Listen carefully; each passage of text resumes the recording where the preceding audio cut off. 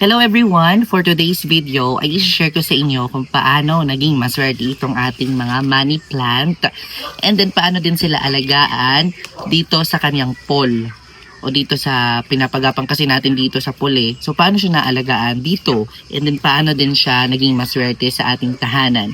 And meron din tayong i-share na tips kung saan maganda ipwesto ang ating mga money plant indoor and outdoor. Kaya naman, just keep on watching and enjoy. Hello everyone! Welcome again to my YouTube channel and my Facebook page, also here in my TikTok. For today's video, ay share ko sa inyo ang napakagandang money plant na ito. This is a Manjula pothos money plant and this one is Epiprenum arium or tinatawag na money plant or golden pothos. So magkaiba po sila ng variety pero same po sila ng family. Ibig sabihin parang pinsan lang, magpinsan lang ang dalawang ito. So paano nga maalagaan ang dalawang ito? For example, kung ito hindi naman siya nakakapit sa kahoy, 'di ba? Ito naman nakakapit siya sa kahoy. Tignan niyo naman. So dito muna tayo sa hindi ko makapit sa kahoy. So pag-aalaga dito pag hindi ko makapit sa kahoy, feel ko lang kapag nakaganyan lang siya, mahaba yung distance. Ayan o, distance, mas mahaba. Kesa dito, kapag nakadikit siya, maliliit lang ang distance, di ba? Yan yung napansin ko. Same naman sila ng pag-aalaga kung when it comes to water. Sa water muna, pagdidilig dito, kahit hindi kayo magdilig araw-araw, like alternately, ngayon ay umuulan, pwede kayong hindi magdilig palagi, lalo na kung nasa outdoor. Kapag nasa indoor naman, kapag dry na yung soil, pwede mong ilabas yung mga golden pothos ninyo. Dahil yan, mas gusto nila ang nasa labas sila paminsan-minsan. And then, saan nga pa maganda ipwesto ito kapag nagdidilig tayo sa labas, syempre, kasi mababasa sa loob, charot.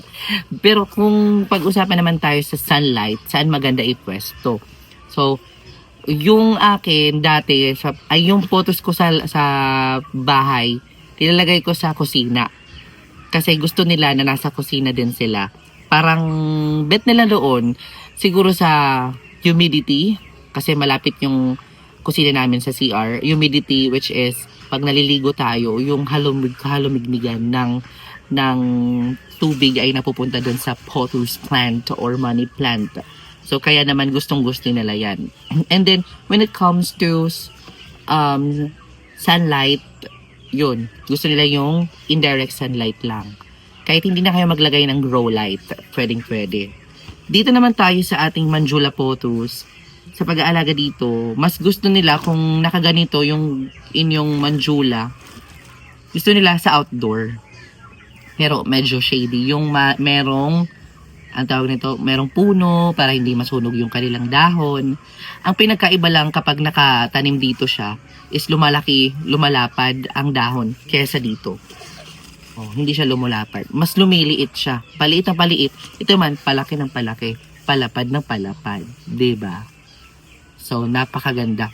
So, ito naman, swerte din ito when it comes to money. Dahil hugis barya din, bilog-bilog yung mga dahon ng ating mga golden pothos or mga manjula. Lahat ng mga pothos, money plant is swerte. Wala namang malas sa ating mga money plant. Kaya na tinawag sila na money plant dahil according to Feng Shui, sila po ay naghahatak ng abundance and prosperity and also wealth dahil isa po silang swerteng halaman when it comes to our home. And then, when it comes naman sa pag-aalaga sa sunlight, dito sa ating mga manjula, since variegated masyado yung ating manjula, mas gusto nila yung bright light. As you can see, kung makikita nyo ito, full moon ang kanyang variegation. Ang ibig sabihin ng full moon, mga ka-jungle, yung lahat ay puti.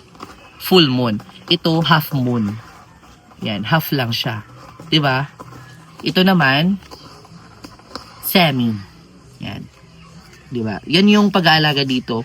Kaso lang, ang pinagkaiba lang sa ganitong lalagyan, pag lumaki ito, kailangan talaga niya ng ilagay sa mas malaking pot. Kasi mas lumalaki yung mga dahon nito. Kesa dito, pwede mo lang ibitay ito or i-display.